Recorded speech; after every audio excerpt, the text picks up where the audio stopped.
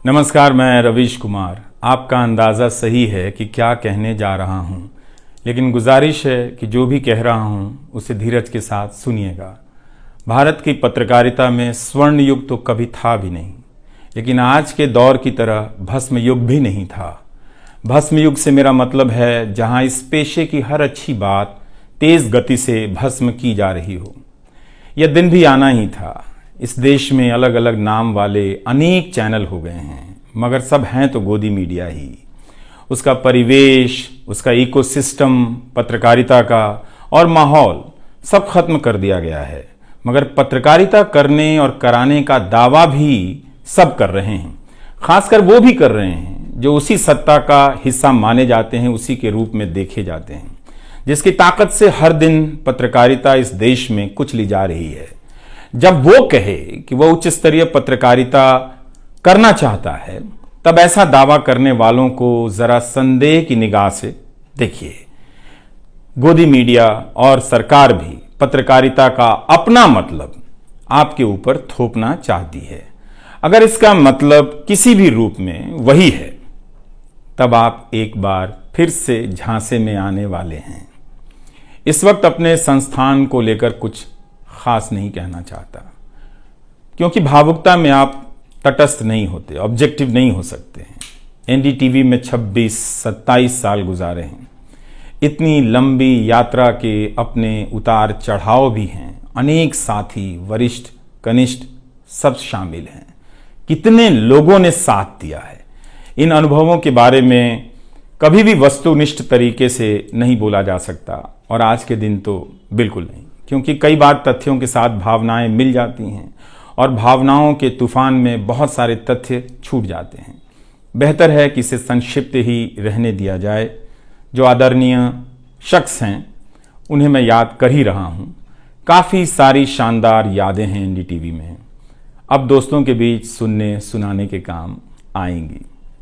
आज के दिन किसी एक व्यक्ति का नाम लेना मुश्किल हो रहा है, तब जब आपके पेशेवर जीवन में अनेक लोगों का हाथ हो। कैसे एक का नाम ले सकते हैं? मैं जानता हूं कि पूर्व सहयोगी, मौजूदा सहयोगी सब मुझ में अपना हिस्सा देखते हैं, और वो सही भी है। मुझे सभी से कुछ ना कुछ मिला है। मैं सबका ही आभारी हूं। इसलिए एक का जिक्र कर बाकी को छोड़कर आप न्याय नहीं कर सकते, खासकर ऐसे दिन। वैसे भी इस वक्त तो हर चेहरा ही अच्छा नजर आ रहा है, क्योंकि सबने मेरे अनुभवों को, मेरे जीवन को समृद्ध किया है। बेटी विदा होती है तो वो दूर तक पीछे मुड़कर मायके को देखती रहती है। मैं इसी स्थिति में हूं। अभी मुड़कर देख लेने दीजिए, फिर कभी विस्तार से एनडीटीवी की बात करूंगा, लोगों के बारे में और एनडीटीवी के बारे में, डॉक्टर रॉय, राधिका रॉय के बारे में भी। मैं कई लोगों की प्रतिक्रियाएं पढ़ रहा था। बहुत सी बातें तो मुझे आज ही पता चली। हैरानी हुई कि हर किसी के पास एनडीटीवी का एक अलग ही किस्सा है। वाकई उन 27 वर्षों के बारे में ठहर कर और संभल कर बात करने की ज़रूरत है। एनडीटीवी ने एक चीज़ सिखाई कि टीवी में और टीवी का एक ही मतलब होता है, टीम। एंकरों के स्टार बनाए जाने के बाद यह धारणा टूट गई, मगर आज भी टीवी के बुनियाद में यही है कि जितनी अच्छी टीम होगी उतना अच्छा काम होगा। अभी इस बात को यहीं रहने देता हूं, कभी किसी और वक्त के लिए, तब जब आप भावुक ना हों, तब जब मैं भावुक ना हूं कि एनडीटीवी छूट रहा है। अगस्त 1996 में एनडीटीवी से औपचारिक रूप से जुड़ा था। अगस्त 1996 में ट्रांसलेटर के रूप में, अनुवादक के रूप में। लेकिन उसके पहले कई महीनों तक मैं यहाँ चिट्ठियाँ छांटता रहा। बोरे में चिट्ठियाँ आती थीं और मेरे पास रख दी जाती थीं। तब दर्शक पोस्ट बॉक्स में चिट्ठियाँ भेजा करते थे। देश भर से दर्शक अपने हाथों से अलग अलग कार्यक्रमों के एंकरों को लिखा करते थे। इन्हें पढ़ते हुए मैंने टीवी के कार्यक्रमों के आसपास दर्शकों को बनता देख रहा था। मेरा काम था उनकी बारीक नज़र से लिखी गई चिट्ठियों पर रिपोर्ट बनाना और एंकरों या कार्यक्रम के प्रोड्यूसर को सौंप देना। दिहाड़ी का काम था, उसी के हिसाब से मजदूरी मिलती थी, पैसे मिलते थे। मेरी जिंदगी में यह काम आज भी जारी है। आज भी आप मुझे सैकड़ों की संख्या में मैसेज लिखते हैं, हाथ से लिखी चिट्ठियां भी आती हैं, बहुत अच्छी लिखावट में। मैं ज़्यादातर मैसेज पढ़ता भी हूं और सभी के नहीं तो बहुतों के जवाब देने की कोशिश करता हूं। कई बार तो अपनी निराशा भी आपसे साझा कर देता हूं। मैं आपके बीच आकर अपने मन का भाव नहीं छिपाता, क्योंकि मैं आपके बीच बताने के लिए आता हूं। अगर खुद को ही छिपाने लगा तो वह पूरा बताना नहीं होता है। मुझे तो लगता है कि कई हजार दर्शकों के पास मेरे लिखे हुए जवाब होंगे। उंगलियों में दर्द रहने के कारण इन दिनों जवाब देना कम कर दिया है। तो एक तरह से जिन चिट्ठियों से एनडीटीवी में मेरी शुरुआत होती है, उनका आना जाना आज भी जारी है, आज तक जारी था। वो काम आगे भी जारी रहेगा, लेकिन इतने सारे सुझावों, जवाबों, अपेक्षाओं, शिकायतों और डांट के बीच सोना, जागना और जीना मुझे आपके हवाले करता चला गया। मैं खुद के पास तो रहा ही नहीं, आपके बीच गया तो घर ही नहीं लौटा।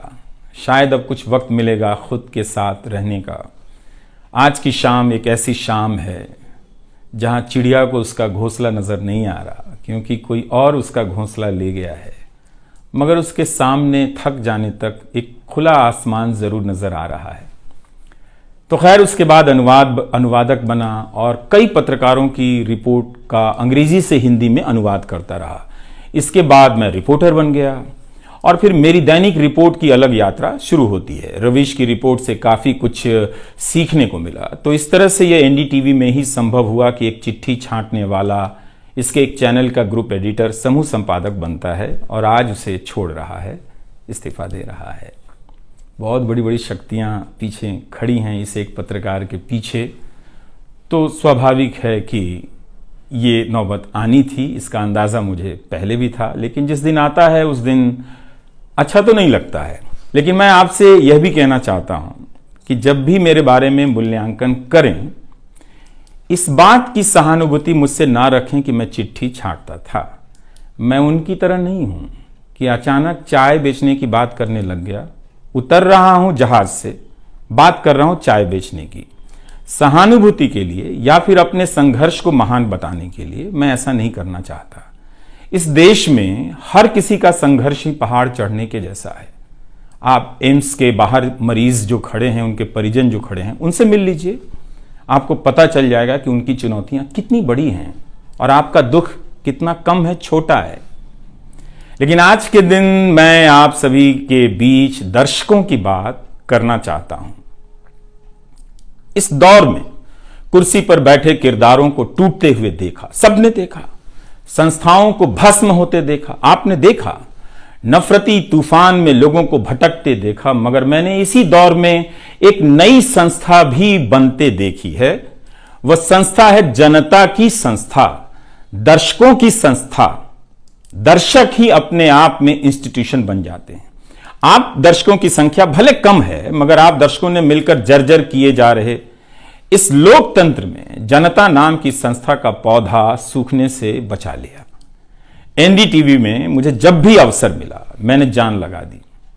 मैंने कभी उन अवसरों को अपने लिए नहीं देखा, बल्कि यही सोचा कि यह अवसर मुझे आप दर्शकों के लिए मिला है, इसलिए उन सभी अवसरों को आप दर्शकों की कहानियों से भरता चला गया और मैं आप दर्शकों का होता चला गया।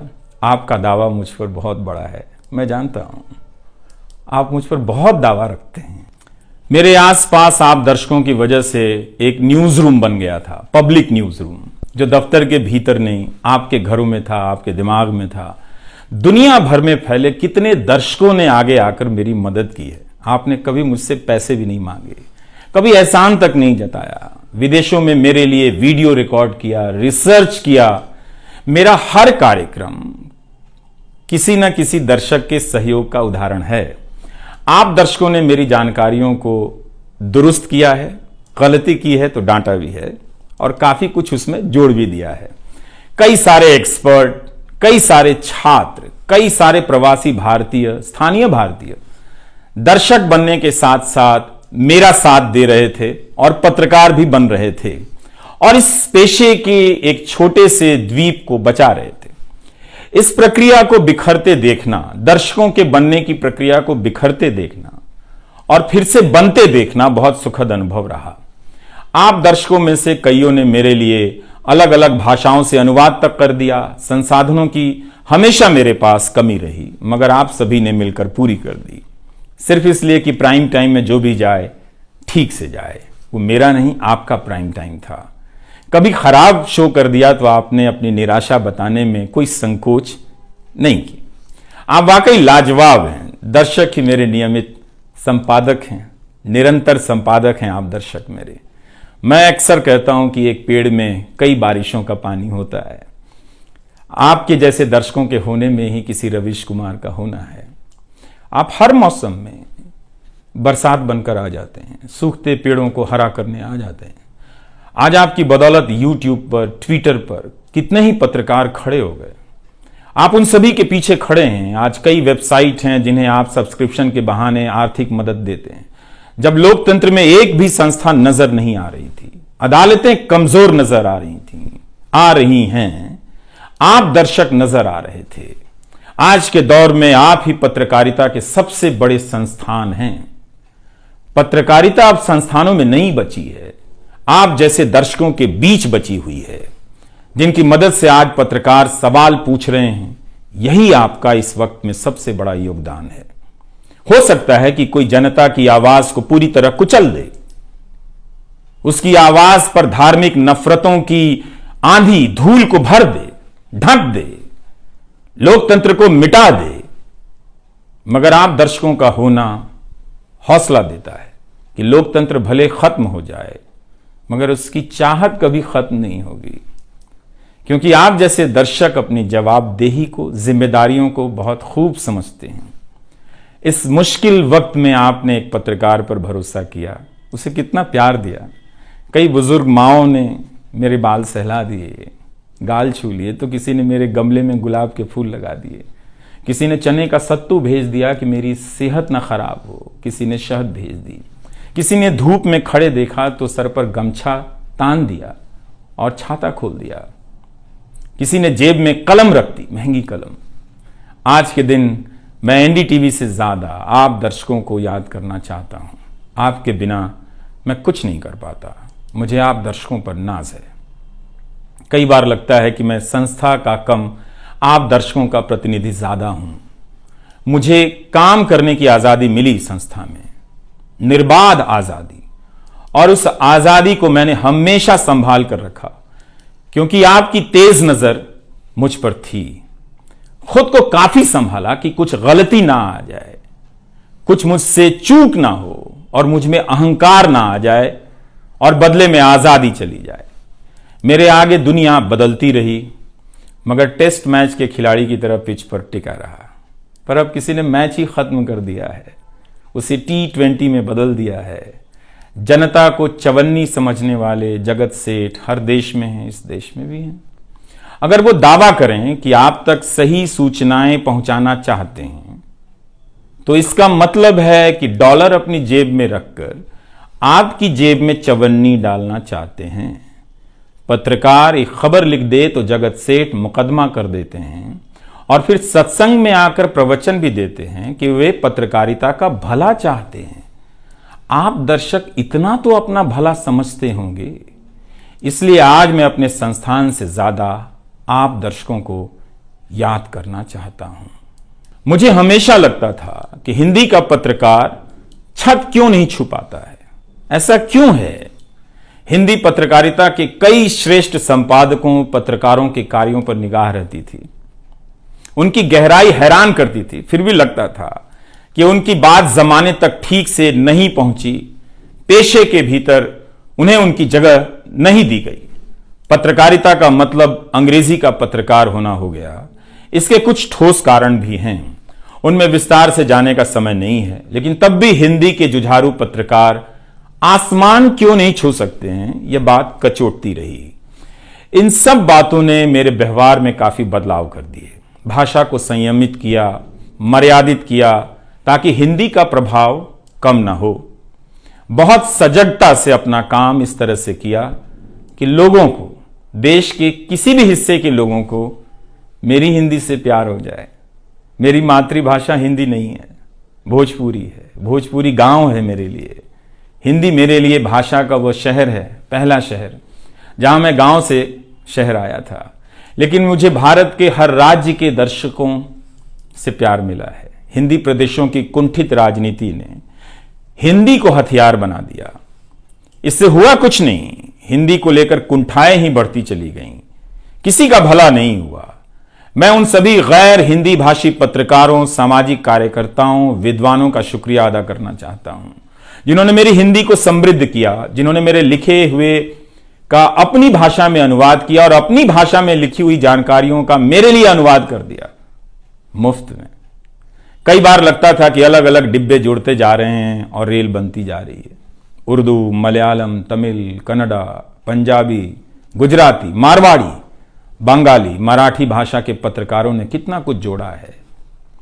यह बात कहीं हिंदी बनाम अंग्रेजी की तरफ ना मुड़ जाए, इसलिए कहना जरूरी है कि अंग्रेजी भाषा में लिखने वाले विद्वानों और पत्रकारों ने मेरी खुलकर मदद की है, मेरे साथ बराबरी का व्यवहार किया। जो नहीं कर सके, ऐसे हैं, उनका क्या हिसाब करना, उनका क्या रोना, मगर जो बराबरी के साथ पेश आते रहे, उनका आभार व्यक्त करना चाहिए।